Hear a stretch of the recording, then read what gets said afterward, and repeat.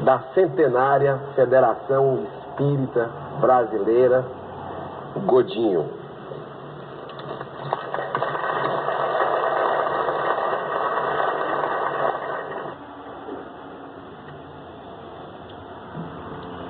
Excelentíssimo senhor senador Eduardo Girão, em nome de quem cumprimento todos os senadores presentes, os amigos da mesa, os que nos assistem, não só pelos canais que estão à disposição do público, como as senhoras e senhores aqui presentes.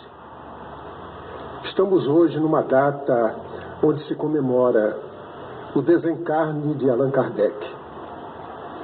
É uma data em que nós estamos sedimentando a sua imortalidade. Porque depois da obra que ele nos trouxe, jamais a humanidade esquecerá o arcabouço filosófico que ele codificou.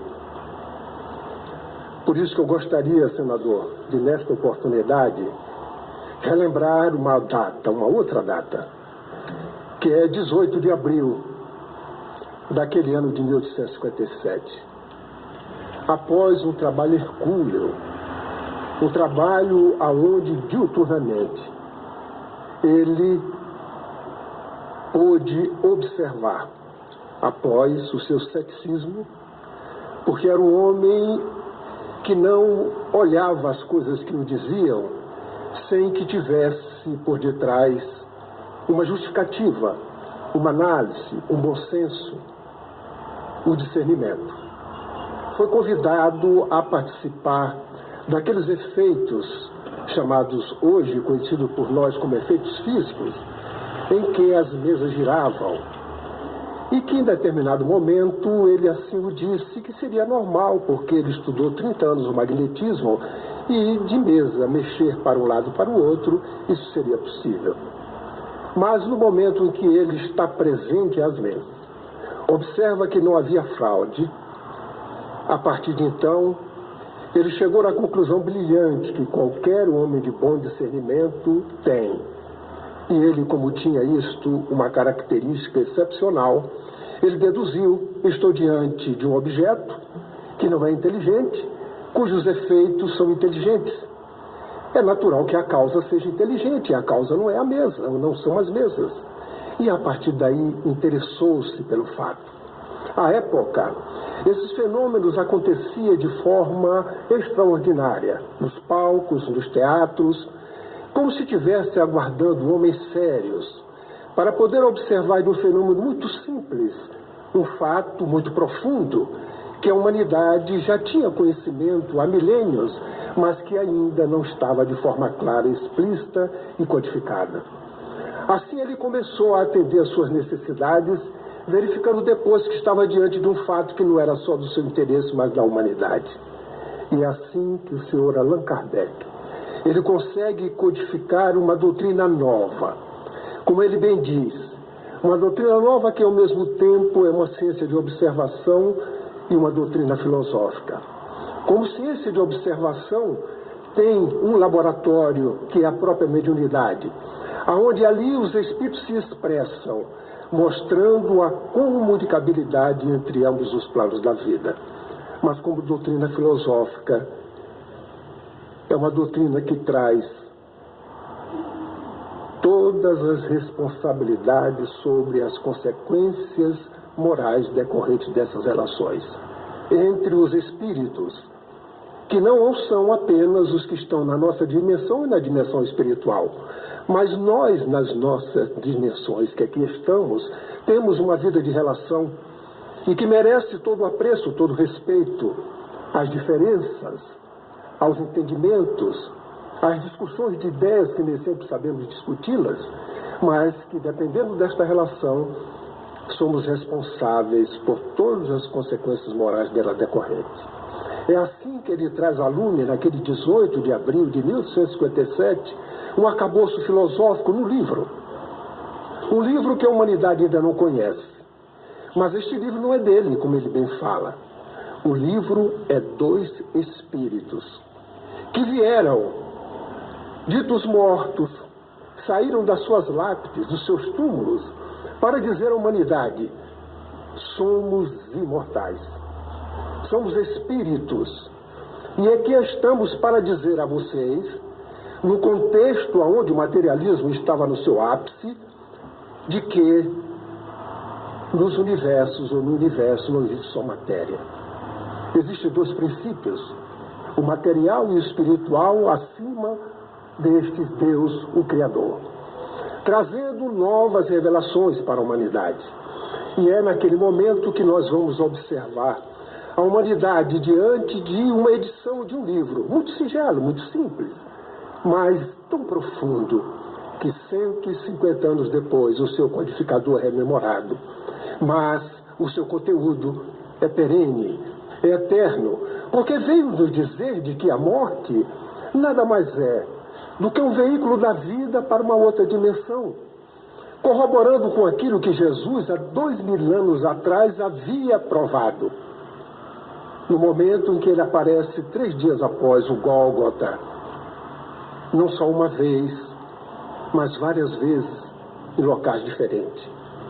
Então, agradecemos, senador Girão, a oportunidade que Vossa Excelência concede nesta casa, para que nós possamos falar da imortalidade, em dias em que o suicídio graça a humanidade.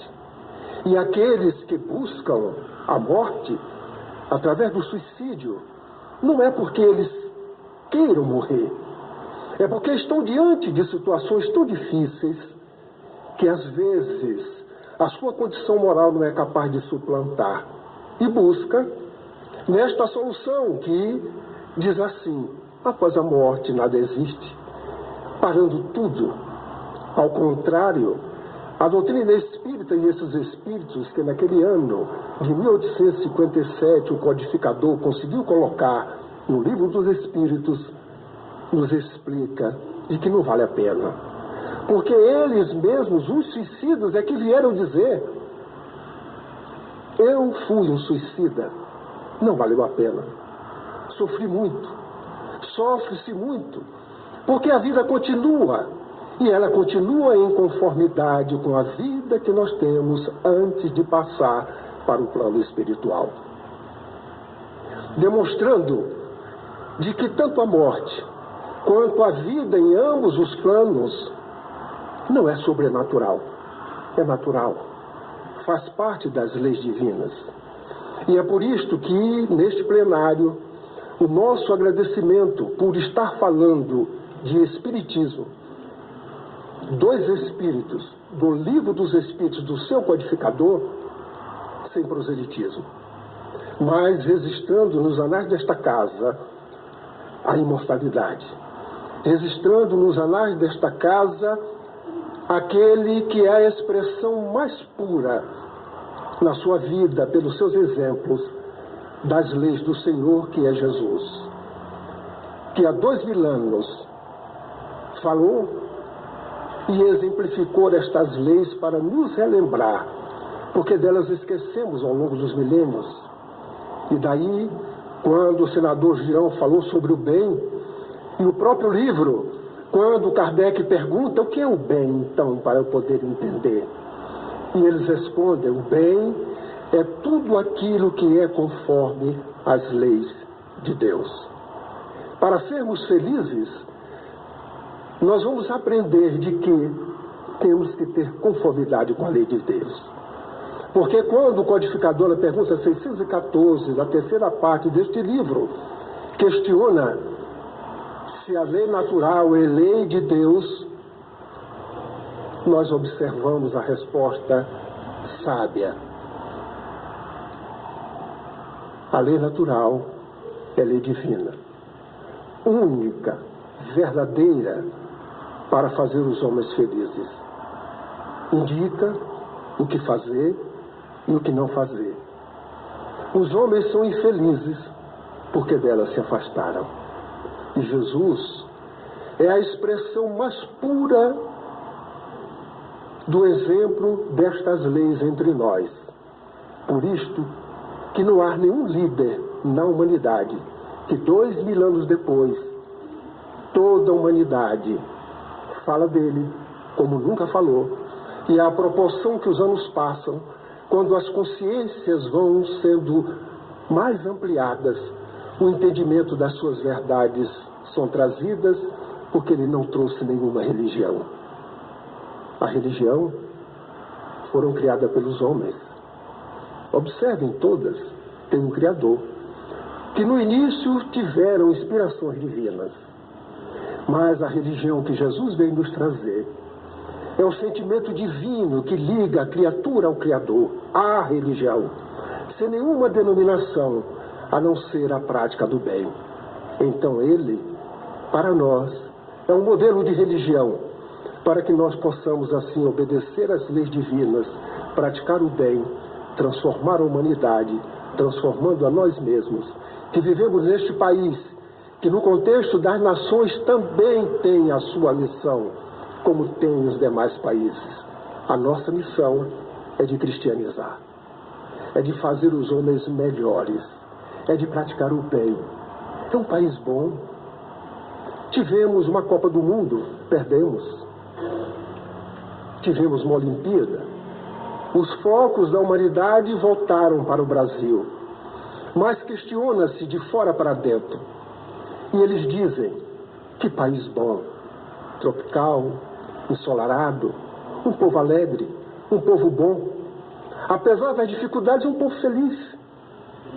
Assim somos nós, fraternos, um exemplo de povo sui generis, porque não há na face da terra nenhum outro povo igual ao povo brasileiro. A nossa história registra as circunstâncias que passamos, mas passamos todas em paz, compreendendo nessa casa com as dificuldades naturais que são próprias, daí a solicitação para que nós possamos orar, porque somos fraternos. Se aqui não podemos estar como brasileiros para defender, temos os nossos representantes, mas o que podemos fazer? Vibrar positivamente, para que eles possam ser inspirados pelos espíritos bons, os espíritos que trabalham com o Cristo para que a humanidade seja melhor, seja fraterna, tanto quanto nós somos fraternos ainda de forma incipiente. Então, nosso agradecimento, senador Girão, a esta oportunidade, rogando a Deus que ilumine sim a todos que participam deste país, desde aquele mais simples até a autoridade máxima dos poderes, porque todos nós temos um compromisso com Cristo de fazer com que este país tenha, no contexto das nações, o seu papel de coração do mundo e pátria do Evangelho. Muito obrigado.